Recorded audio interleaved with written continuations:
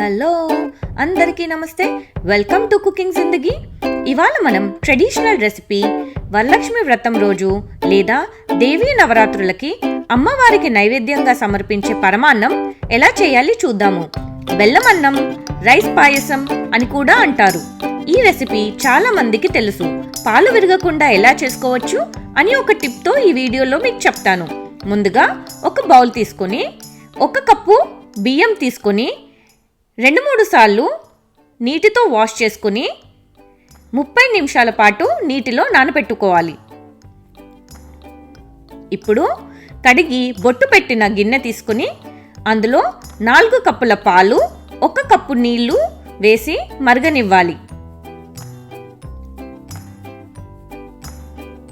1 పొంగు వచ్చాక మనం ముందుగా నానబెట్టుకున్న బియ్యం ఇందులో వేసుకొని అన్నం వండుకోవాలి.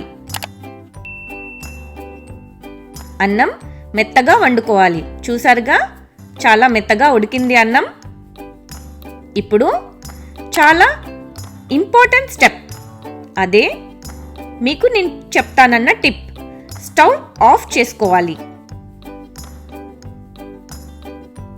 స్టవ్ ఆఫ్ చేసి 1 కప్పు లేదా 1.5 కప్పు బెల్లం వేసుకోవాలి.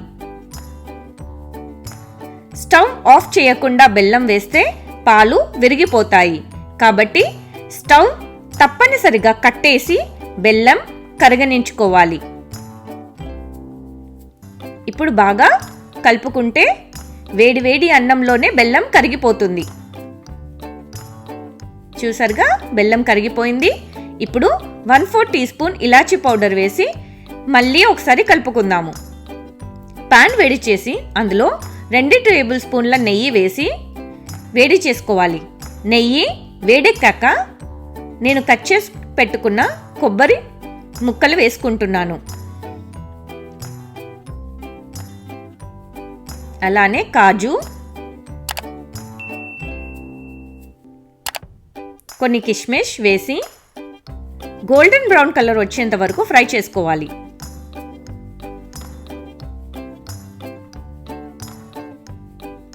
ఇప్పుడు ఇదంతా మనం వండుకున్న పరమాన్నంలో వేసి కలుపుకోవాలి.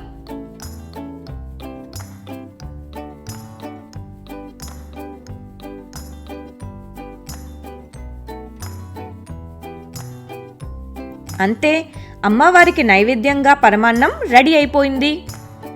అమ్మవారికి నైవేద్యం సమర్పించి మీరు కూడా మీ కుటుంబ సభ్యులతో ప్రసాదం తిని ఎలా కుదిరింది మాకు కమెంట్స్లో తప్పకుండా తెలియచేయండి.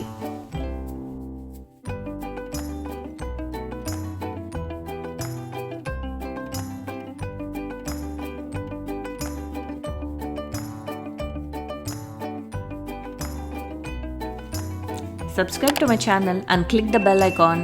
Happy cooking Zindagi!